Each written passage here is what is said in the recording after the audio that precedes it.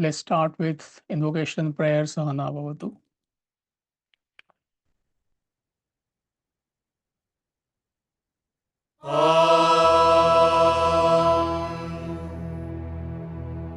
सहना भवतु सहनौ भुनक्तु सह वीर्यङ्करवावहै तेजस्विनावधीतमस्तु मा विद्विषावहै ॐ शान्ति शान्ति शान्तिः. Bhagavad Gita, chapter number 10. We'll chant verses 38 to 42. दण्डो दमयतामस्मि नीतिरस्मि जिगीषताम् मौनं चैवास्मि गुह्यानां ज्ञानं ज्ञानवतामहम् यच्चापि सर्वभूतानां बीजं तदहमर्जुन न तदस्ति विना यस्यात् मया भूतं चराचरम् नान्तोऽस्मि मम दिव्यानां विभूतीनां परन्तप एष तुद्देशतः प्रोक्तः विभूतेर्विस्तरो मया यद्यद्विभूतिमत्सत्त्वं श्रीमदूर्जितमेव वा तत्तदेवावगच्छत्वं मम तेजोंशसम्भवम् अथवा बहुनैतेन किं ज्ञातेन तवार्जुन विष्टभ्याहमिदं कृत्स्नम् एकांशेन स्थितो जगत्. So last week we concluded with verse number 37. I am the Vrishnis. Of the Vrishnis, I am the Vasudeva. Of the Pandavas, Dhananjaya. Also of sages, I am Vyasa. Of seers, seer Ushna. Now, there is only one main concept here which we learn and is very practical and useful in any facet of our life. That you should not personalize anything in life. And you and I personalize everything. That is why there is no peace. That is why you cannot be productive when you want to be. You cannot deal with a challenge in your life because you personalize. Personalization is nothing but manifestation of an ego. It's a very pronounced ego. This is how ego functions in any facet of our life. So, one such manifestation of ego is personalization. The moment you personalize any facet of your life, any situation, anything, you get entangled. Once you are entangled, you lose your objectivity, mind takes over. You are affected by whatever you are facing. Once there is affectation, there is no objectivity, you cannot deal with that situation. And that's the backdrop of Bhagavad Gita. I'm just recapping. So Arjuna is you and I. A stalwart, a well-decorated soldier could not face the most challenging situation of his life. It's not that he did not have the talent.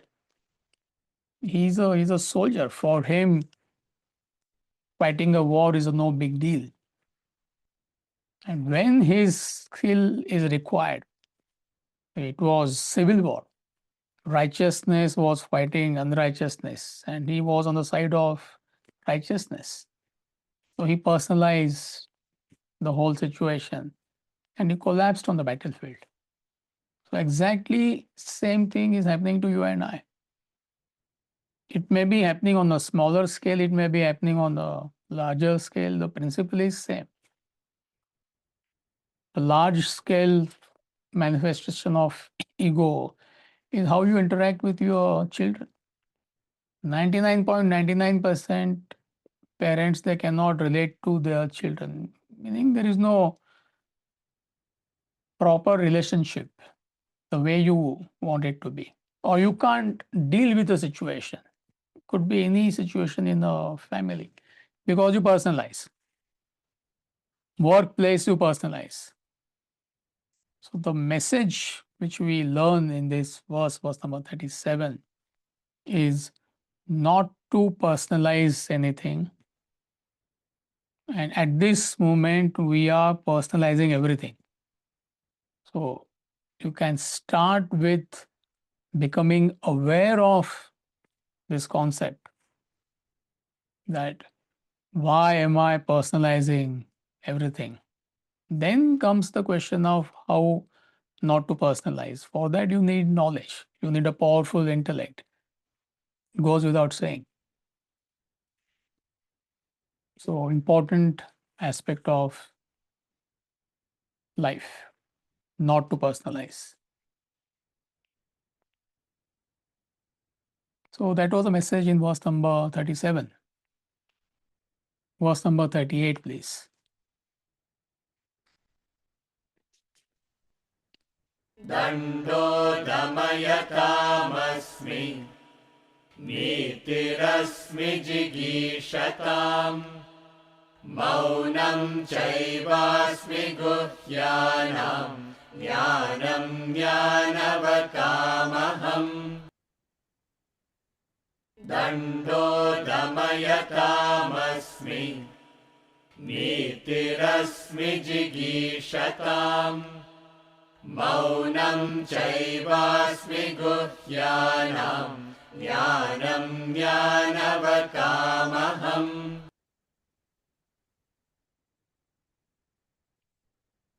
I am scepter of rulers, I am righteousness of those who seek victory, and also I am silence of secrets. I am knowledge of knowers. So when he says, I am righteousness of those who seek victory, success in life, see what happens when you are righteous and what happens when you are unrighteous. So that is the comparison. So when you are righteous in life, meaning you are following higher values of life, that's the meaning of the word righteousness. Any higher value takes you towards God, towards divinity. Any value which takes you away from God is deemed as unrighteous. And when it is pronounced, unrighteousness is nothing but self centeredness. But when it is pronounced, you want to be successful at the cost of others. That is where that unrighteousness comes in. But generally, the moment you are self centered, it is the beginning of unrighteousness, because you will start scheming, planning, manipulating. You may not harm others, but to achieve something in life, to be successful. So, what happens when you are righteous in life, in any facet of life? So, any righteous action is supported by conscience. Any unrighteous action, consciousness opposes that. You feel guilty. Nobody has to tell this to you, you know it yourself. So, conscience supports a righteous action, meaning higher values in life. The moment you are righteous, your action is supported by conscience, there is peace, there is happiness in your action and also in your achievement. If you are unrighteous, you will not be peaceful, you will not be happy even while performing that action. And even if you achieve something, there is no peace. Somehow you become successful in business or in your career by manipulation, by planning, by scheming, by all sorts of negative tactics. That action itself will not give you happiness. That is why people, they are not happy. They say, I'm full of stress, worry, anxiety. Why? In your own field of action, why there is no peace? And even if you achieve something, even if you are successful, why there is no contentment in life? Because that action is not backed by righteousness. You get the point?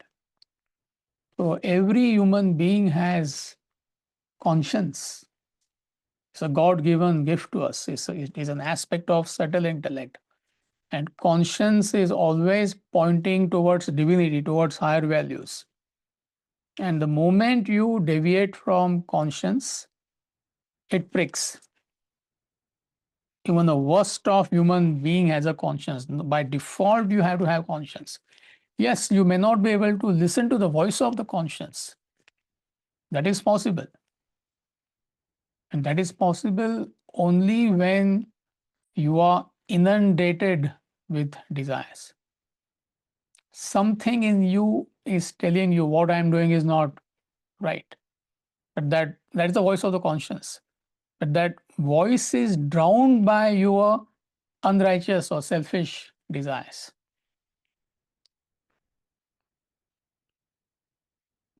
See, if you drop a needle on a wooden floor or a marble floor, when there is pin drop silence, can you hear it or no? Will you be able to hear it? See, I repeat, you drop a needle on a marble floor. A lady is sewing something on the kitchen platform and she drops the needle on the marble floor. You can hear the needle falling on the floor. Yes or no? But imagine there is a lot of noise around. Furnace is going on full blast. It is so cold. TV is on. It is vacation time. The whole family is there. Everybody is like having a good time. Music is on, and then you drop the needle. Can you hear the sound? No. No. But No, is there a sound? Is the question. Yes. Yes. Sound is there, but why can't we hear the sound? Because that sound is drowned by Too many. other louder sounds. So exactly this is how conscience functions in all of us. So functioning of the conscience is dropping a needle on a hard floor. And 24/7 it is available with us. The moment you deviate, when I say 24/7, meaning the moment you deviate from higher values, the moment you deviate from the path of righteousness, something in you is telling you that what I'm doing is not correct. But still you will do it because the voice of the conscience is drowned by other desires, selfish desires or unrighteous desires. So conscience supports your actions when you are righteous. There is peace, there is happiness in your pursuit, in your endeavor, in your efforts, and also in your achievement. But the moment you are unrighteous, it goes against your conscience. So throughout there are mental agitations, it retards your efforts, there is sorrow and suffering throughout, and also when you achieve whatever you want to achieve, if at all you end up achieving. So that's what we learn in Shakespeare's play Macbeth, isn't it? What is the main message in Macbeth in this context? There are 2 points there. How did he acquire the kingdom, and what happened to him after he acquired the kingdom?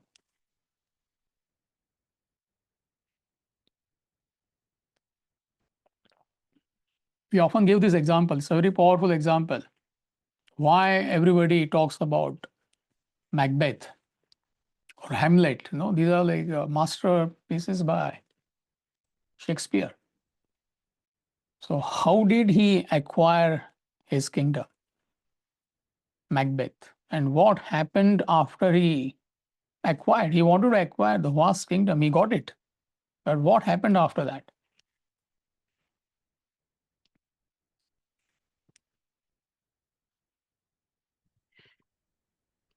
He murdered the king to seize the throne, so he acted very unrighteous because of his own desires. And I think he went mad. Maybe I'm confusing him, but I think he went mad. No, you're right. First, his wife went mad, Yeah. Lady Macbeth. Good, very good.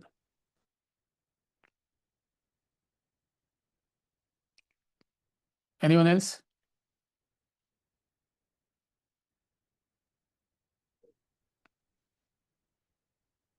He killed his benefactor by unrighteous means and then he lost the sleep. Any ill-gotten wealth you cannot enjoy, number one, it doesn't last. The 2 points. This is unrighteousness. Any ill-gotten wealth. You may not kill somebody like Macbeth, but manipulation by cheating on your taxes and all sorts of things, all that is part of unrighteousness.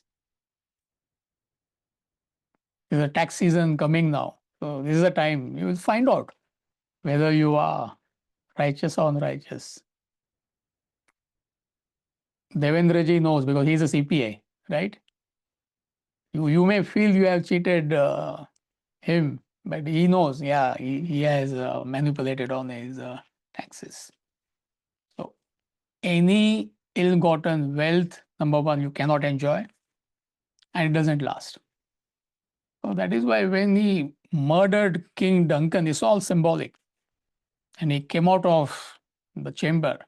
He did not say, I killed Duncan. He said, I murdered my sleep. I murdered my sleep. Very famous words of Macbeth in Shakespeare.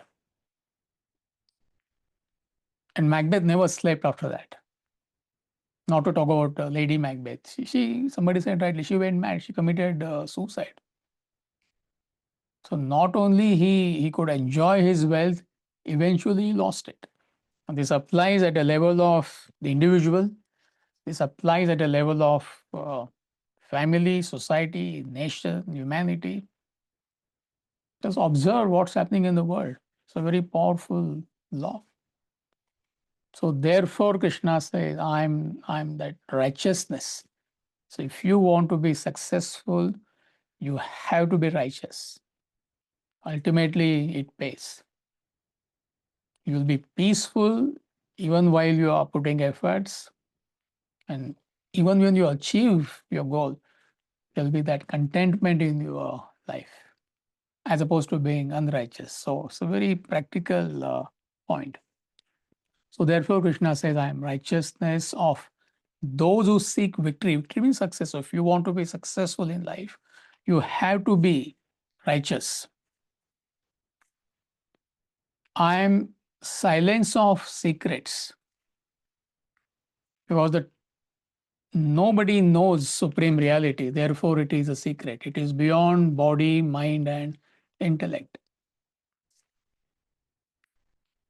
A seeker went to a Mahatma, to a wise person, and he asked, Sir, where is God? To which he said, look between two thoughts. So in between two thoughts, you and I are hitting that supreme reality. But it's not. We cannot capture it because thoughts are flowing constantly.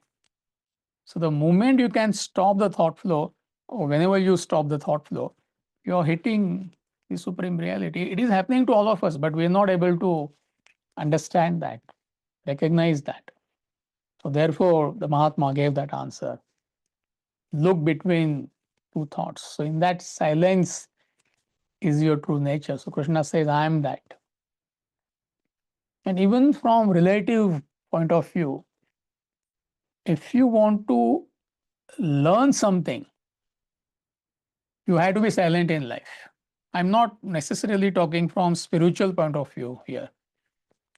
If you're in the company of a wise person, how can you learn? Only when you are silent. If you're not silent, you're going on talking. I mean, how can you learn? And this is more pronounced when it comes to the spiritual learning. So when you interact with a Mahatma or a wise person, see, traditionally we don't talk in front of him or her. It's not a disease. There is no rule as such. You must understand the principle. So why do we keep quiet? Anyone?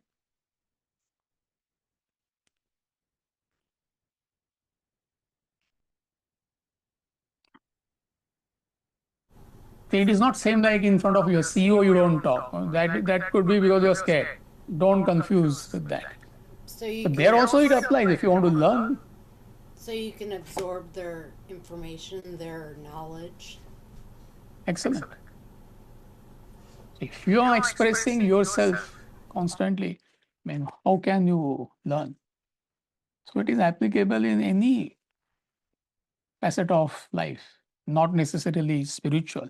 So that's the power of silence from relative point of view. So therefore, he says, I am silence of secrets. I am knowledge of the knowers. So what knowledge we are seeking, all of us? I'm not talking about objective knowledge. What knowledge we all are seeking? The knowledge of the self.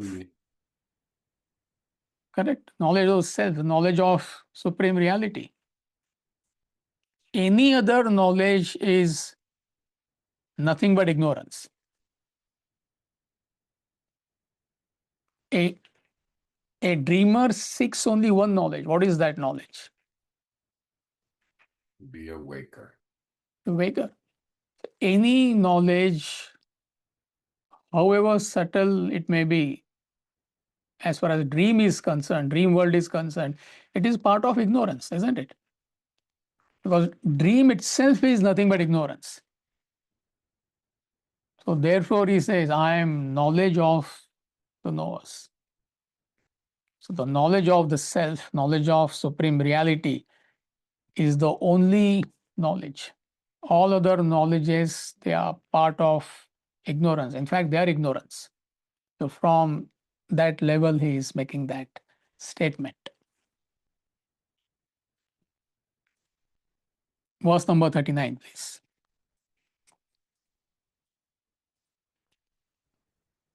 यच्चापि सर्वभूतानां बीजं तदहमर्जुन न तदस्ति विना यस्यात् मया भूतं चराचरम् यच्चापि सर्वभूतानां बीजं तदहमर्जुन न तदस्ति विना यस्यात् मया भूतं चराचरम्. And also I am that which is the seed. Bij means seed of all beings. O Arjuna, there is no being moving or unmoving which can exist without me. It's a fascinating statement. So in short, what he's saying is the pluralistic world which you and I are experiencing has come from supreme reality. Just as the source of the snake is a rope. If there was no rope, there wouldn't have been a snake, isn't it? But you and I understand snake is an illusion. There is actually no snake. So it is the misunderstanding of the rope which produces, or rather the non-understanding of the rope, which produces the misunderstanding of a snake. Snake is unreal. Rope is real. But what is the seed of the snake? The cause of the snake? The rope. The rope. Not in the sense that it produces a snake, not in that sense. That way there is no cause and effect. But without the existence of the rope, there cannot be a snake. Snake is unreal, it is an illusion. Rope is real. So similarly, non-understanding of supreme reality produces this fantastic misunderstanding of the pluralistic world, which is made up of objects and beings, in which we all are caught up. So what is the source of this pluralistic world, which is an illusion, which is not real? But what is the source, from where it has come? Supreme reality. From the supreme reality. So the non-understanding of supreme reality, that is important. Non-understanding of supreme reality has projected this fantastic phenomena called pluralistic world. No enlightened master sees the world. Because he has apprehended the reality. You and I are completely caught up in the world. Just as the boy sees the snake, and you and I don't see the snake, isn't it? Stick to that example if you get confused. The boy comes screaming, there is a snake, there is a snake. So we all go to examine. We all have gone camping, hiking, and suddenly somebody comes screaming, oh, there is a snake, there is a snake. You go there with a torch, you shine the torch on the snake. What do you see? Rope. The rope. But the boy is still scared. Why? Why is he still scared? Misunderstanding of the snake. He sees the snake. He's still, that misunderstanding is still there. Their non-understanding is still there. Therefore, he has misunderstood that rope for a snake. So exactly same thing is happening to all of us. So the non-understanding of supreme reality has created this fantastic misunderstanding of the pluralistic world. And what are we doing?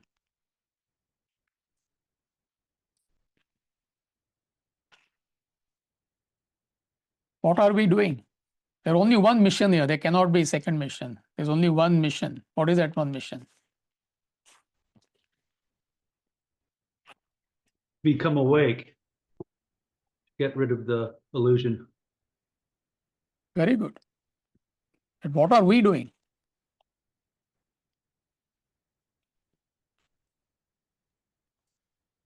Caught up in the pluralistic world. Completely. Completely. And we are putting all efforts to get further sucked into the pluralistic world, in the illusion. All the effort should be how to recognize the rope. Instead of that, all the discussion is about snake. Have you done research on the snake? Snake is like this, snake is like that, positively, negatively. The entire discussion is about snake, snake, snake, snake, snake. The entire discussion of our life revolves around objects and beings of the world. My child, my this. Everything is not that. Should not relate to anybody. At this moment, we don't understand.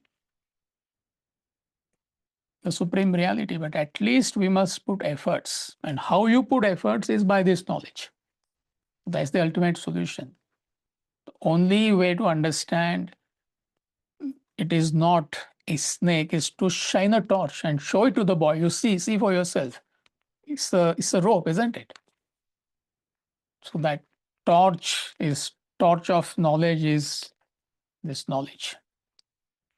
So therefore Krishna says, I am that seed which keeps on producing this world again and again. A very philosophical statement. Verse number 40, please.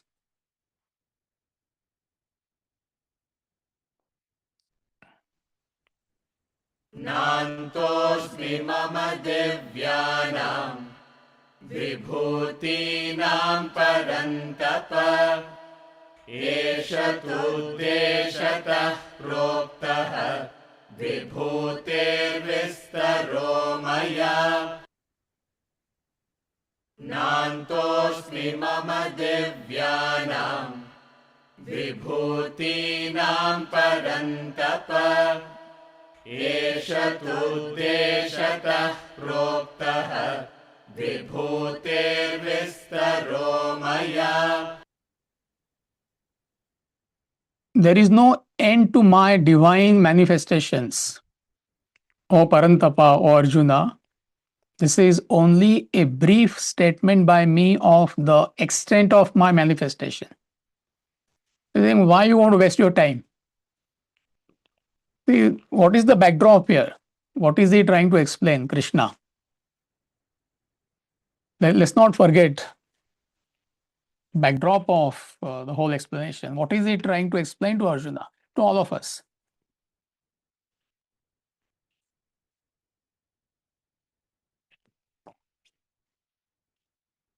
The whole chapter he has been doing that. Last 10 classes we have been listening to that. He's been explaining his magnificence, his vibhuti, I think. Mm-hmm.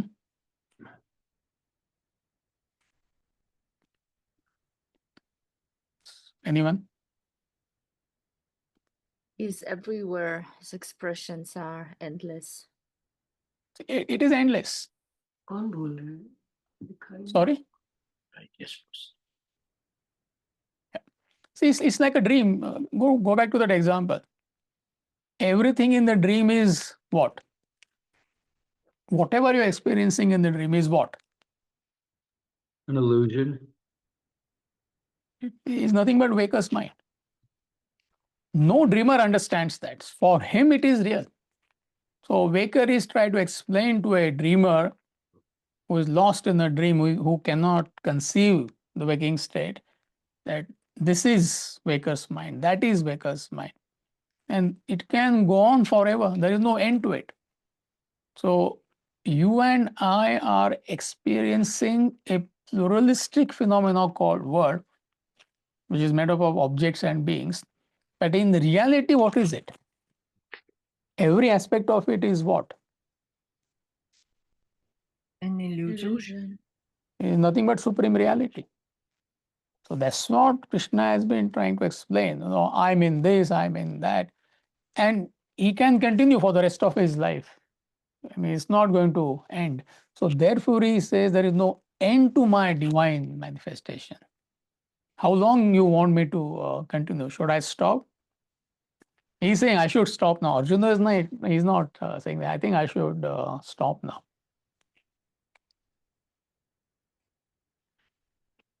See, just to give you an example, see, imagine a circle. Imagine a circle. You can draw a circle in your notebook. And that round circle represents supreme reality. Just to understand the concept. Supreme reality is formless. You cannot capture it by a circle, but just to understand the concept. And the entire universe which you and I can think of is nothing but a speck in that infinity. So that's the magnitude. So whatever universe, all these billions and billions of galaxies we can think of, known, unknown, it is supported by the speck of Brahman, the supreme reality. Supreme reality exists everywhere. It is not confined to that small speck called universe. So he is explaining, in that speck, I am here, I am there, I am this, I am that. So it is endless. That is what it means. So it's a staggering concept. And all this which we are experiencing is perishable. The substratum of the universe is imperishable, which is supreme reality. So why you want to go on discussing beyond a point about this perishable universe? So that's the point. So I have given you enough pointers, enough points to contemplate on the supreme reality. Let's put an end to it. The chapter is ending now. So he wants to conclude now, Krishna. Verse number 41, please.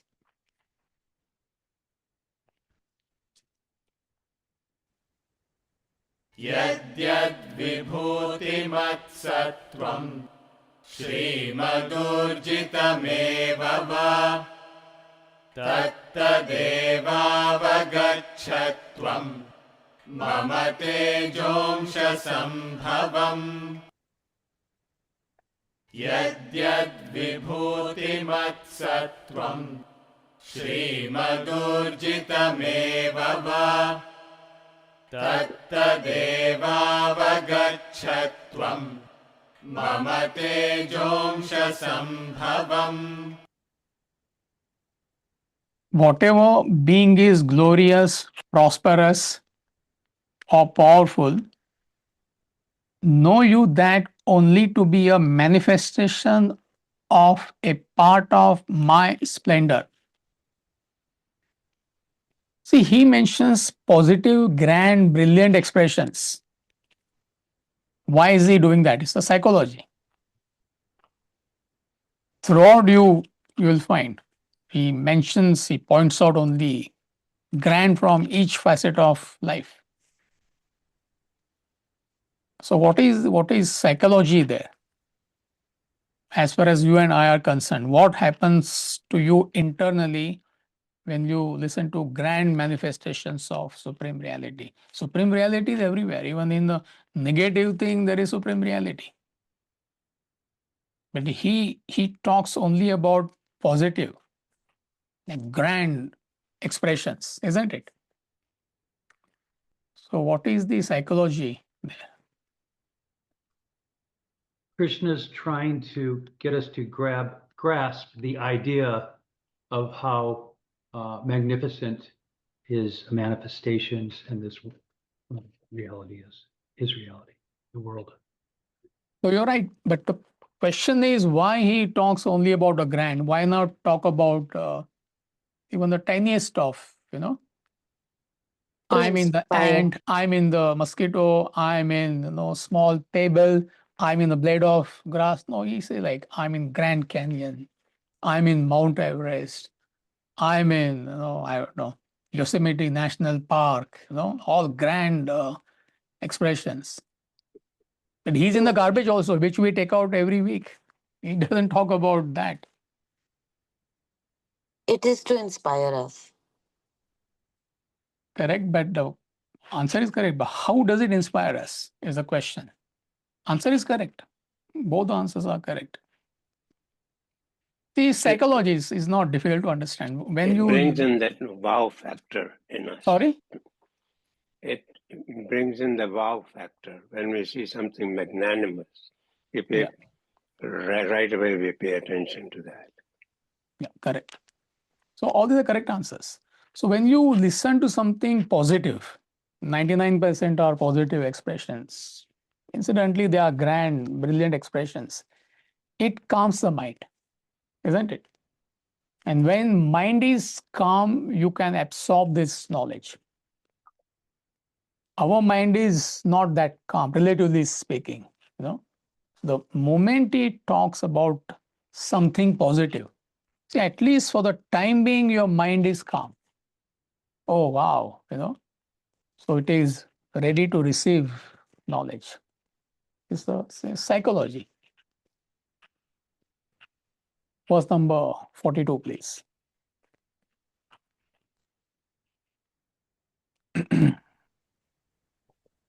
अथवा बहुनैतेन किं ज्ञातेन तवार्जुन विष्टभ्याहमिदं कृत्स्नम् एकांशेन स्थितो जगत् अथवा बहुनैतेन किं ज्ञातेन तवार्जुन विष्टभ्याहमिदं कृत्स्नम् एकांशेन स्थितो जगत्. But what is this knowledge of these details to you, O Arjuna, talking to all of us, having pervaded this entire universe by one fragment, ekankshena, by one fragment, I remain. So go back to that example of circle. The entire universe, whatever universe, known or unknown, we can think of, he's saying is nothing but a fragment. It's a dot in the infinity. So why you want to waste your time unnecessarily? Yes, it is required. It has a role, but there is no point unnecessarily probing these manifestations beyond a point. Are you with me? And also intellectually we cannot comprehend supreme reality. You go on, okay, supreme reality is in this, supreme reality is in this. So 10 million things in your lifetime you understand, okay, supreme reality is everywhere. Still you cannot intellectually comprehend it. It is not an object of comprehension, it is a subject in your understanding. Just as no dreamer can intellectually understand what is waking state. He cannot intellectually comprehend the waking state. The only way he can become a waker, to know the waker, is to become a waker. So he's saying, why are you unnecessarily probing these manifestations beyond a point? People go on a pilgrimage, this and that. He's not against all these things. It has a role. It is a kindergarten of spirituality. But end of the day, what you need to do is do your sadhana. Sadhana is nothing but your spiritual practice. You get inspiration once in a while, you go to a place of worship. Why not? He's not saying you should not do that. Or somebody wants to go on a pilgrimage, somebody wants to do some ritual at home, whatever it may be. Fine, once in a while, you may need these reminders. It's not that everybody needs, but even if you need, don't get lost in it. So all these symbols, all these reminders, they remind us of only one thing, that what's our purpose in life? Our purpose is to get out of this illusion. And for that, what you need, what matters, only thing that matters is your sadhana. You know, I think few days back, Devendraji, he sent me an email. I'm not getting into the details. There's some craze happening in America or part of America. Thousands and thousands of people are walking from, let's say, west coast to the east coast. You know, and they mean quite well. We're not saying it is wrong. There's only one message, and what message they are spreading? That there should be peace, there should be love, there should be harmony. It is a fantastic message. There is no doubt about that. But in order to be peaceful, to live in harmony, what is it which is required? How can you reach that state? There is only one way. There is no other way. How? By sadhana. By sadhana, by spiritual practice. Sadhana is like daily study and reflection on this knowledge, nothing else. That alone can bring about transformation. See, otherwise it is all high talk. Let's love each other. We all are one. I can't even get along with my own wife at this moment. I mean, I don't have a wife. I'm just giving you as an example. And what love I'm talking about? See, it's all high talk. They mean well, but it means nothing. So what matters is your sadhana, your spiritual practice.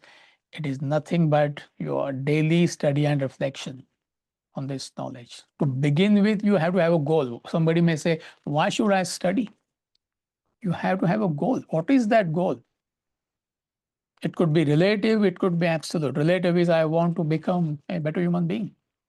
Absolute goal is I want to know the supreme reality. I want to merge with the supreme reality.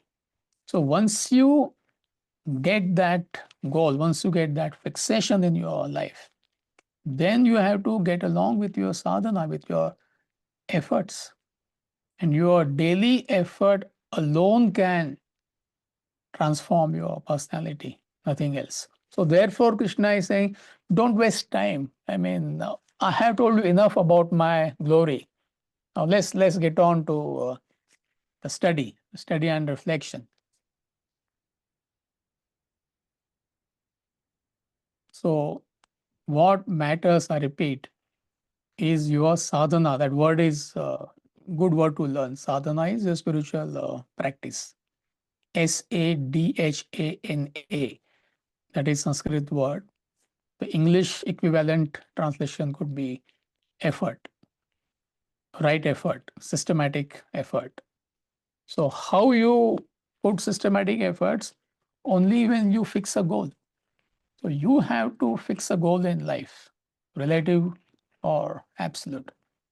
And once you get that fixation, your daily association with this knowledge alone can bring about transformation in your personality. And there are certain things which are conducive, like a disciplined life you live. We keep on mentioning, don't waste your time and energy indulging in the world unnecessarily. A little bit is okay. But at the end of the day, what matters is your commitment to this goal, the disciplined life. And everything is, you have to do proper exercise, you have to take proper food, all that is included. I'm not going into the details. So it is conducive. Otherwise, you may have that goal, you may have that fixation, but you may ignore your health itself. So it's all conducive. Health per se cannot make you spiritual. Then every model will be a spiritual person. Incidentally, some of them could be, we don't know. But it's not that you're getting lost. So don't ignore your exercise, don't ignore healthy food. It is conducive for your spiritual growth, and a generally disciplined life in line with your spiritual goal. It's a very simple concept. And your daily association with this knowledge will transform your personality. And there's a different joy in a disciplined life. A lot of people, they come and share this with me, and how that discipline itself is giving them that joy. So there is a joy in a disciplined life, isn't it? Go back to the student days, because we all have done that. Maybe we wasted time, but then once that awakening came, I have to do well in my life. I have to get admission in a good school. Then did we not discipline our whole life as a student? So there is a joy, find joy in that disciplined life. So similarly, there is a different joy in a disciplined life. You have to experience it. And once you taste that joy, the joy of disciplined life, not indulging in senses, not being extroverted unnecessarily, not socializing beyond a point, all that is part of that. You put yourself on a right trajectory of growth. See, right now, good many people, the trajectory is not correct. When you launch a satellite into the orbit, that trajectory is important. If trajectory is wrong, how can you launch a satellite? So you could be sincere, but are you on the right trajectory? So what is that right trajectory? That disciplined, focused life. And once you get a test of that disciplined life, that right trajectory will pull you out of the life of ignorance. Nothing else. Yeah, I repeat myself. To achieve your goal, spiritual goal, you have to be on the right path. How do you stick to that right path? By You have to reflection. be your daily study and reflection. A disciplined life, not contacting the world too much beyond a point. So once you do that, initially it may not be possible, it may not be easy, it's difficult. But once you get a taste of that life, disciplined life, there's a different joy in that, isn't it? You get up in the morning, you do exercise, you do yoga, and all that, disciplined life. Is there no joy in that disciplined life? As opposed to Sundays, sometimes, you just waste whole weekend doing nothing. I mean, how do you feel? Monday, miserable you feel. But even on Saturday, Sunday, you're disciplined. Imagine that. So you come out charged on Monday, to face the world. So once you taste the life of discipline, there's a fine joy. And once you taste that joy, then you will start putting efforts, not till then. And only these efforts can pull you out of ignorance, nothing else. Otherwise, you'll be caught up, entangled in the samsara, in this world, doing nothing, achieving nothing. The only way to fulfill his or her life's mission for a dreamer is what? There's only one mission. There cannot be second mission. What is it? Wake up. Hmm? Sadhana. Wake up. To wake up. What about other things? My dream wedding, my dream job, my this, my that, my. Does it matter? See, I'm talking about a different level here. All that is part of ignorance. So only thing which matters for you and me, for any human being, is to wake up to this reality.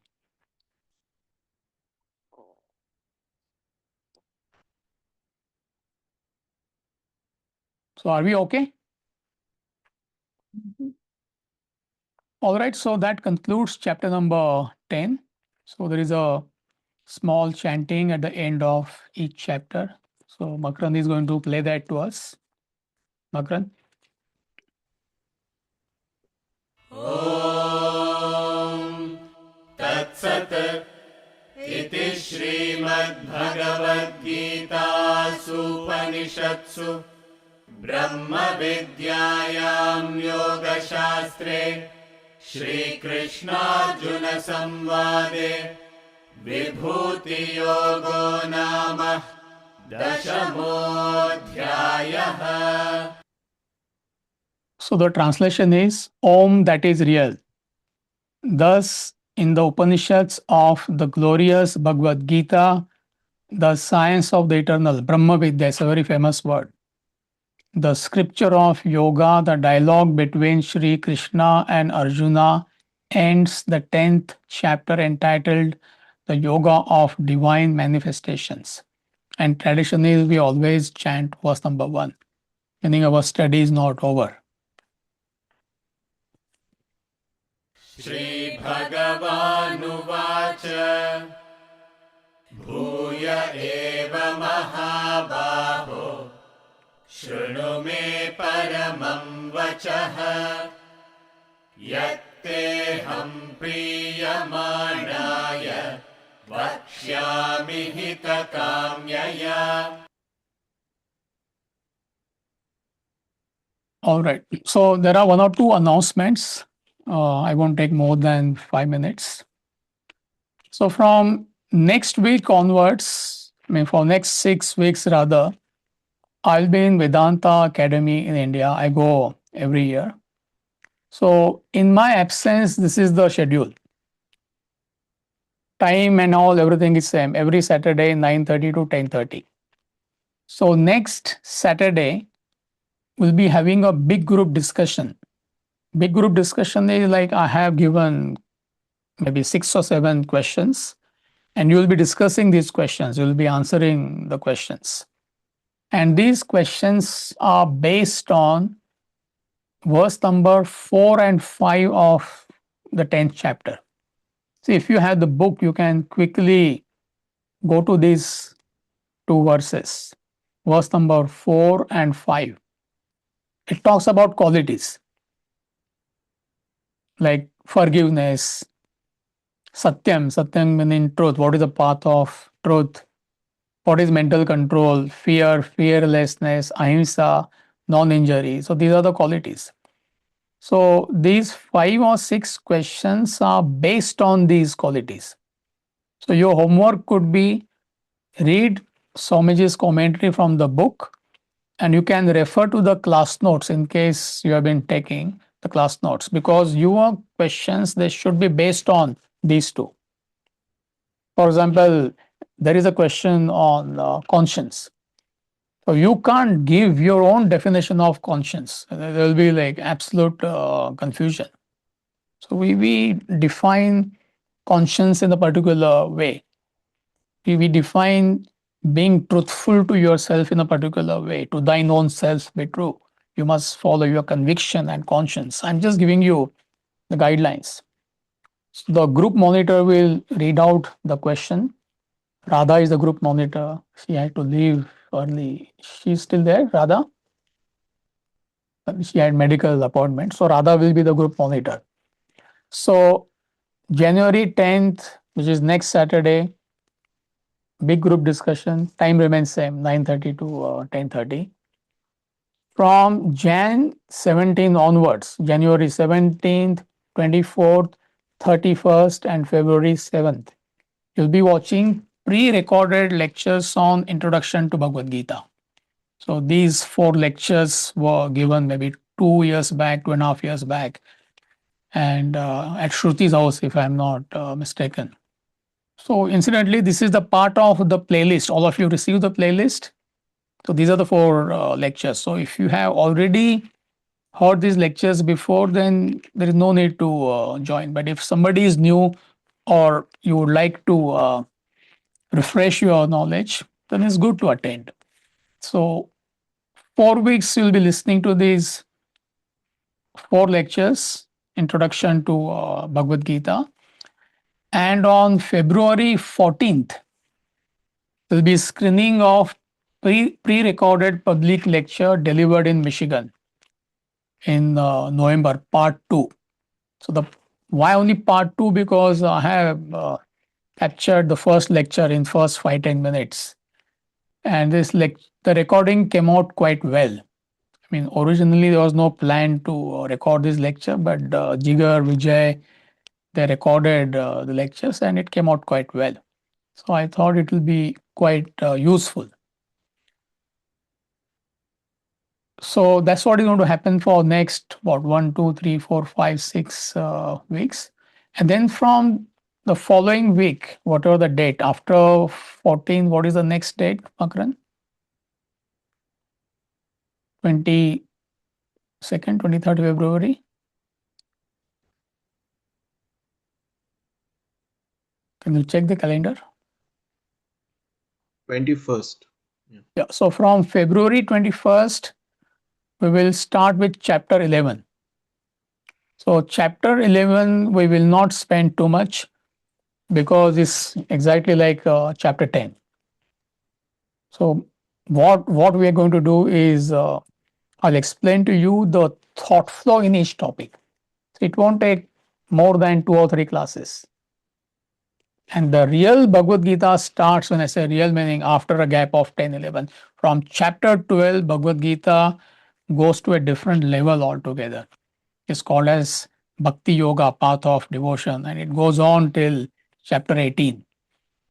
So last 1 or 2 months, it has been sort of a break for you, but brace for an impact. I'm using that word in a particular sense. So from chapter 12 onwards, Bhagavad Gita will go to a different level altogether. So that's what will happen from February 21st, chapter 11. And then note down the dates of our Vedanta retreats in Michigan. Can you go to the next page, please? So every year we do Vedanta retreat. So it is from May 15th to 17th, Friday to Sunday. It's on Lake Michigan, the place Homestead. Those who are from Michigan, they will know. It's a very famous place. And registration will open in March. So you can note down in your calendar. May 15th to May 17th. It's a 3-day retreat. And you will get an email. So don't worry, if you missed also what I said just now, you will get an email in a day or two. All right, so any doubts, any quick question, any guideline you want for the next 6 weeks? I have a question. Yes. The next 4 classes, will they be live pre-recordings? Like we'll all be on together watching it, or just pre-recordings? No, these are pre-recorded lectures, but you will be watching it on Zoom, all of you together. Okay. All right. Thank you.